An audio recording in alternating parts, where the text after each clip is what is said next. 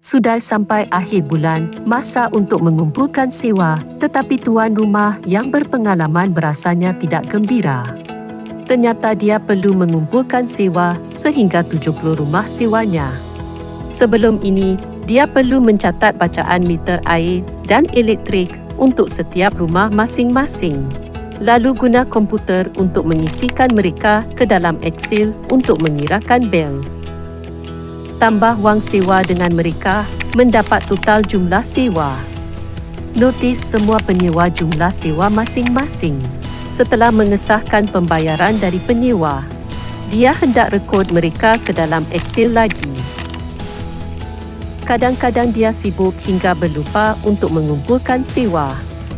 Jadinya juga mempunyai peringatan kumpulan sewa dalam kalendar Google. Ingat bahawa aktiviti ini yang berulang pada setiap bulan.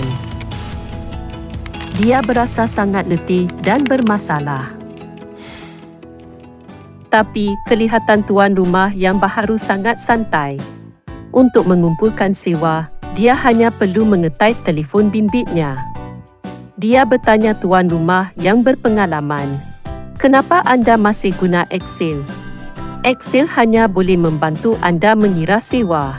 Anda masih menggunakan pelbagai software atau app untuk menyiapkan aktiviti kumpulan sewa. Saya guna Rent-A-Car untuk memudahkan semua proses ini. Anda hanya perlu mengisikan tempoh kontrak dan pilihlah bayaran secara bulan sahaja. Bel yang berjadual akan dihasilkan secara automatik. Kurangkan bel yang anda perlu diisikan pada setiap bulan. Semasa anda mahu rekod bacaan meter, mengeluarkan telefon bimbit anda. Isikan bacaan meter dan bel utiliti akan dikira secara automatik. Sistem akan menambah dan mengira jumlah total. Sampai masa kumpul sewa, notis bayaran sewa akan dihantarkan ke penyewa secara automatik. Selepas penyewa mengirim wang dalam Rent-A-Car, sistem akan notis secara automatik tanpa meluangkan masa untuk rekon. Atau klik dengan bayaran selepas mengumpulkan sewa. Anda juga boleh menandakan bil yang telah dihasilkan sebagai telah dibayar. Apabila anda hendak rekon bil anda, hanya perlu klik dengan bil yang berkaitan. Anda dapat mengesahkan setiap bayaran dalam bil ini dengan sangat senang. Semua yang berkaitan dengan rumah sewa, klik dalam fungsi rumah akan boleh akses semua fungsi yang berkaitan.